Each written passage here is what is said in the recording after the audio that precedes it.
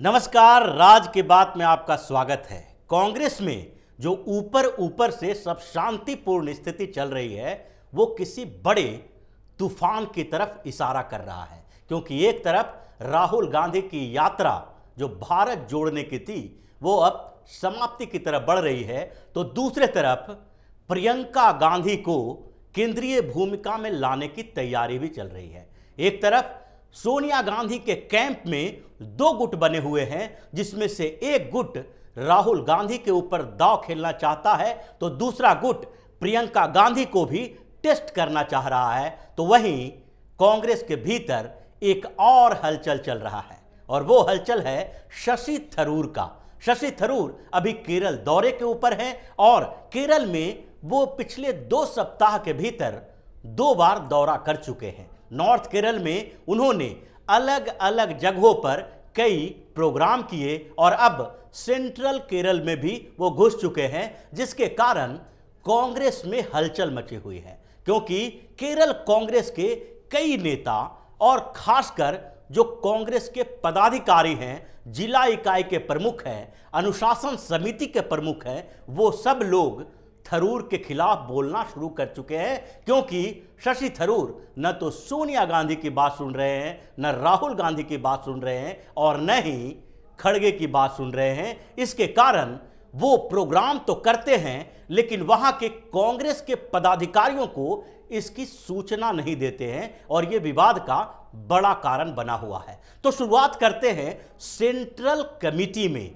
जो केंद्रीय स्तर पर कांग्रेस के भीतर 2 गुट बने हुए हैं और एक गुट जो सोनिया गांधी का कैंप कहा जाता है उसमें भी अब विवाद गहरा गया है। सोनिया गांधी के कैंप के नेताओं के बीच 2 गुट पहले से ही बन चुके हैं और उसमें दोनों के दोनों ये इच्छा तो रखते हैं, इस बात को मानते हैं कि कांग्रेस की विरासत सोनिया गांधी, राहुल गांधी और प्रियंका गांधी यानी गांधी परिवार के पास ही रहना चाहिए। लेकिन इस बात पर मतभेद है कि आखिरकार जबरदस्ती राहुल गांधी को ही वो विरासत क्यों सौंपा जाना चाहिए।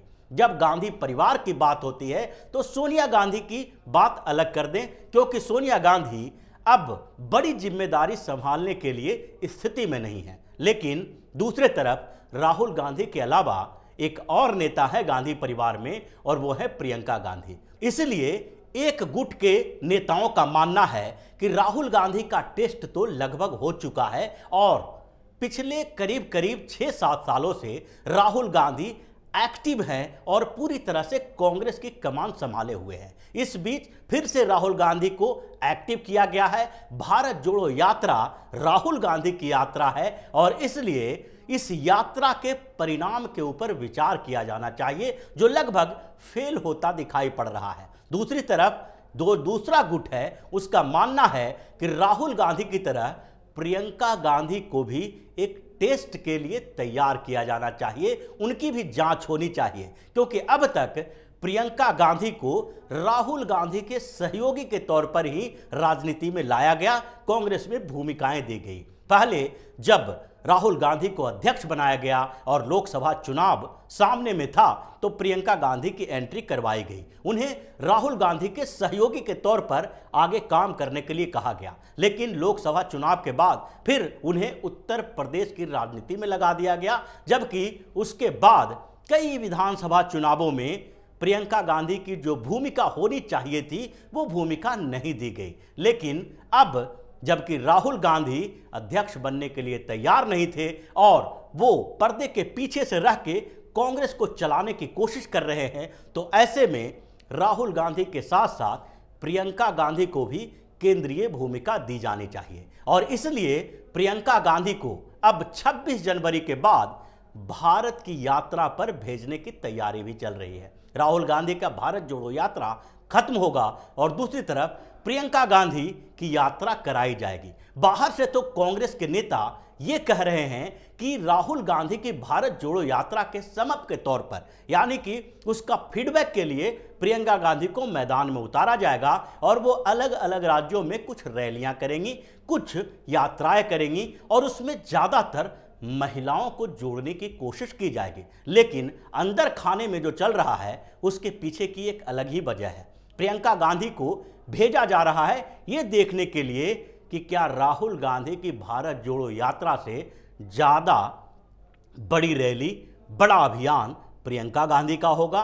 क्या राहुल गांधी की जो भारत जोड़ो यात्रा थी उसकी सफलता और विफलता, उसके आकलन के साथ ही प्रियंका गांधी की यात्रा की सफलता विफलता का आकलन नहीं किया जाना चाहिए, क्योंकि इससे पहले ही प्रियंका गांधी को मैदान में उतार दिया गया था जब राहुल गांधी ने हिमाचल प्रदेश और गुजरात विधानसभा चुनाव में केवल अपने आप को और अपनी छवि को बचाए रखने के लिए 2024 में उनके खिलाफ कोई विवाद न पैदा हो, इसलिए इन दोनों जगहों के चुनाव से अपने आप को दूर रखा, क्योंकि उनकी टीम ने पहले ही बता दिया था कि इन दोनों राज्यों में कांग्रेस का भविष्य अधर में लटकता हुआ दिखाई पड़ रहा है। और इसलिए जब राहुल गांधी हिमाचल प्रदेश से अपने आप को दूर रखे हुए थे तो उस समय प्रियंका गांधी को मैदान में उतारा गया, और ये सोनिया गांधी के कैंप के उस गुट का कहना था जो कि प्रियंका गांधी पर दांव लगाने की तैयारी में है।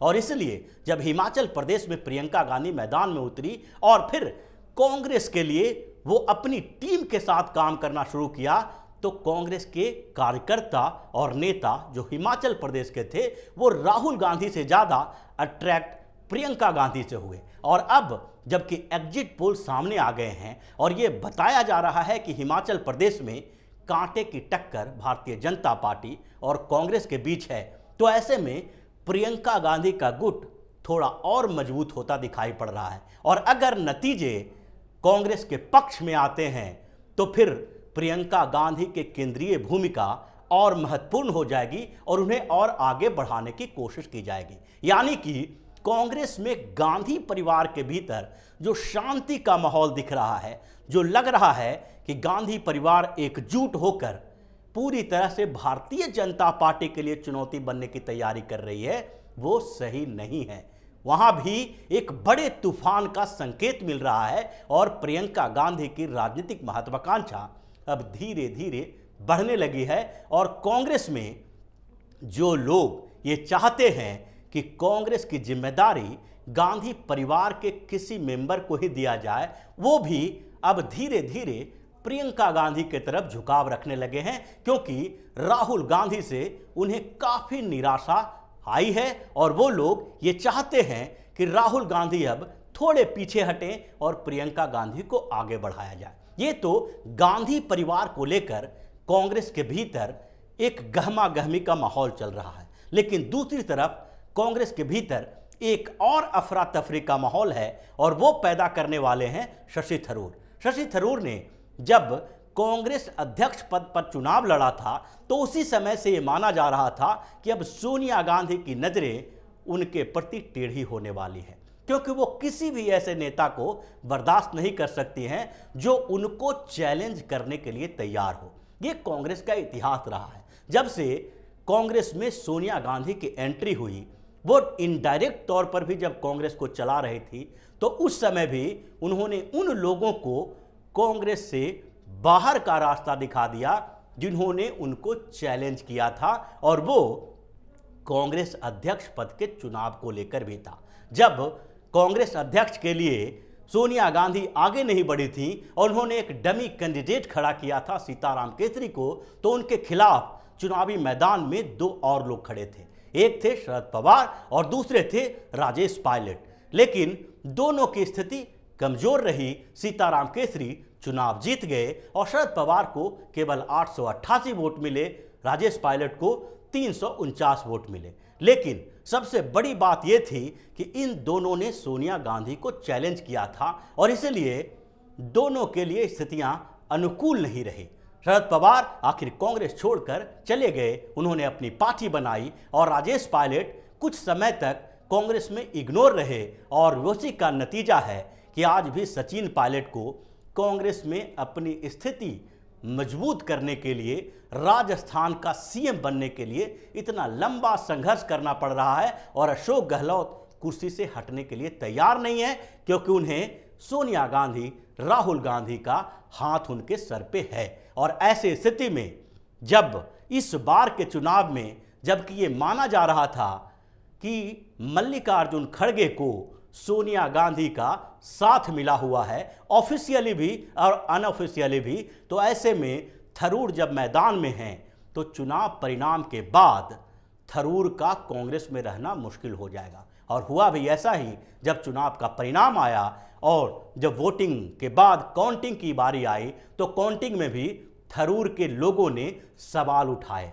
उन्होंने वोटिंग में गड़बड़ी की बात कही, यानी कि वो सीधे तरीके से राहुल गांधी और सोनिया गांधी के ऊपर सवाल उठा रहे थे कि इन लोगों ने कांग्रेस के अनुशासन के नियम कानून की धज्जियां उड़ाई है और इन लोगों ने खड़गे को पूरी तरह से सपोर्ट किया है, जबकि सामने से बोलते रहे कि वो निष्पक्ष है। यही नहीं, कई जगह पर जो पीसीसी के डेलीगेट्स थे उनसे उनको मुलाकात तक करने नहीं दी गई थी। इस तरह से जिस तरीके से उन्होंने सोनिया गांधी और राहुल गांधी को चैलेंज किया, उसी का परिणाम था कि खड़गे ने अपनी टीम में थरूर को जगह नहीं दी, जबकि 1072 वोट लाकर उन्होंने ये साबित कर दिया था कि अभी भी सोनिया गांधी राहुल गांधी के खिलाफ कांग्रेस में एक ऐसे लोग हैं जो किसी तरीके से बाहरी लोगों में भी ऐसे पार्टी के नेता को अध्यक्ष बनाना चाहते हैं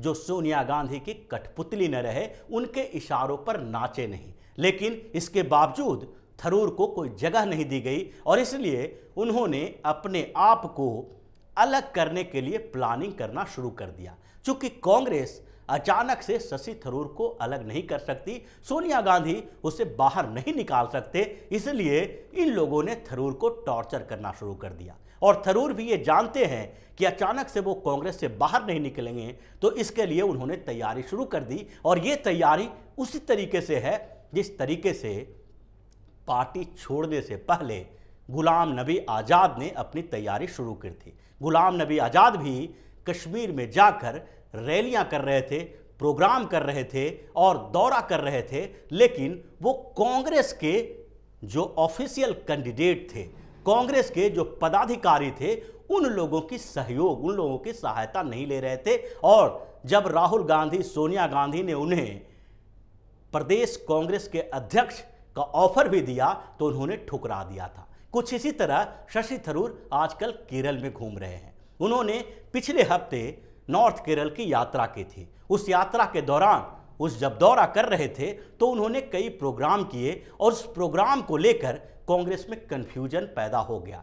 कुछ नेता तो कांग्रेस के जो ऐसे हैं जो सिटिंग एमपी भी हैं उनके प्रोग्राम में गए, लेकिन बड़े स्तर पर जो पदाधिकारी हैं उनसे दूरी बनाए रखे, क्योंकि जब वो अपने प्रोग्राम कर रहे थे तो उसकी सूचना उन्होंने कांग्रेस के जिला इकाई, ब्लॉक इकाई या फिर राज्य स्तरीय इकाई को नहीं दी थी। और इसलिए ये उनका प्रोग्राम कहा जा रहा था, कांग्रेस का प्रोग्राम नहीं कहा जा रहा था। लेकिन इसके बावजूद वो हर जगह पर कांग्रेस के वर्कर्स को, कार्यकर्ताओं को संबोधित कर रहे थे, उन्हें एकजुट कर रहे हैं और अपने साथ चलने के लिए यंग इंडिया का प्लान लेकर उन लोगों को अपने साथ जोड़ रहे हैं। इससे केरल कांग्रेस के भीतर दो गुट बन गया है। एक गुट तो शशि थरूर के साथ है तो दूसरा सोनिया गांधी और राहुल गांधी के साथ है। और इसलिए जब उन्होंने कोट्टायम में रैली की, प्रोग्राम किए, तो उस समय कोट्टायम जिला प्रमुख एन सुरेश ने उनकी आलोचना करनी शुरू कर दी। जब वो भाषण देना शुरू किए तो वो मंच से उठकर चले गए, यानी कि शशि थरूर की अवहेलना की। यहां तक कि जो केरल में कांग्रेस अनुशासन समिति के प्रमुख टी राधाकृष्णन हैं, उन्होंने साफ तौर से कह दिया कि कोई भी कांग्रेस का नेता कोई भी प्रोग्राम करने के लिए रोका नहीं जा सकता उन्हें, लेकिन फिर भी उन्हें ये जरूरी है कि अगर कहीं प्रोग्राम में जाते हैं तो वो जिला इकाई को, ब्लॉक इकाई को या राज्य स्तरीय इकाई जो कांग्रेस की है उसे सूचित करें और बताएं कि वो जहां जा रहे हैं वहां क्या बोलना है। शशि थरूर ने एक रास्ता अपना लिया है, क्योंकि उनके खिलाफ केरल के कांग्रेस प्रमुख भी हैं, यहां तक कि केरल कांग्रेस के जो प्रभारी हैं तारिक अनवर, वो भी उस समय कोझिकोड में थे जब शशि थरूर अपना प्रोग्राम कर रहे थे और उनका भी सुर वही था। उन्होंने भी टी राधाकृष्णन के बयान के साथ ही अपना बयान जोड़ा और कहा कि शशि थरूर को पहले सूचना दे देनी चाहिए थी कि वो किस प्रोग्राम में जा रहे हैं। जब थरूर को कहा गया केरल कांग्रेस की तरफ से, सोनिया गांधी की तरफ से कि आप संघ परिवार की पॉलिटिक्स, संघ की पॉलिटिक्स के खिलाफ बोलें, तो उन्होंने साफ तौर पर इनकार कर दिया। यानी कि ये एक संकेत है कि वो केरल में कांग्रेस के नेताओं, कार्यकर्ताओं से जो मिल रहे हैं वो व्यक्तिगत तौर पर उनके साथ जुड़ाव के लिए है। वो एक अपना अलग अभियान चला रहे हैं, क्योंकि उन्हें पता है कि कभी भी उनके खिलाफ कांग्रेस में कार्रवाई हो सकती है और सोनिया गांधी उन्हें बाहर निकाल सकते हैं। इसलिए वो चाहते हैं कि जब उन्हें बाहर निकाला जाए उससे पहले ये तैयारी कर लें और कांग्रेस को केरल में तोड़ने के लिए एक पूरा विकल्प बना ले। चाहे तो वो अलग पार्टी बना सकते हैं या किसी दूसरी पार्टी के साथ जुड़ सकते हैं। और जिस तरीके से हिंदुत्व और संघ परिवार के खिलाफ वो बोल नहीं रहे हैं, भाषण नहीं दे रहे हैं, बयान नहीं दे रहे हैं, इससे इस बात का भी संकेत मिल रहा है कि भारतीय जनता पार्टी भी शशि थरूर पर अपनी नजरें टिकाए हुए है। तो भारतीय जनता पार्टी की नजरें भी उनके ऊपर टिकी हुई है, क्योंकि भाजपा को भी एक ऐसा चेहरा चाहिए केरल में जो राष्ट्रीय स्तर का हो और केरल में उनकी बड़ी पहचान हो। इसलिए भारतीय जनता पार्टी भी शशि थरूर को अपने साथ लाने की तैयारी में जुटी हुई है। तो इसी तरह की खबरों के साथ फिर से हाजिर होंगे। तब तक बने रहिए हमारे साथ और देते रहिए हमें सहयोग, ताकि इसी तरह की खबर हम आपके लिए लाते रहें। धन्यवाद।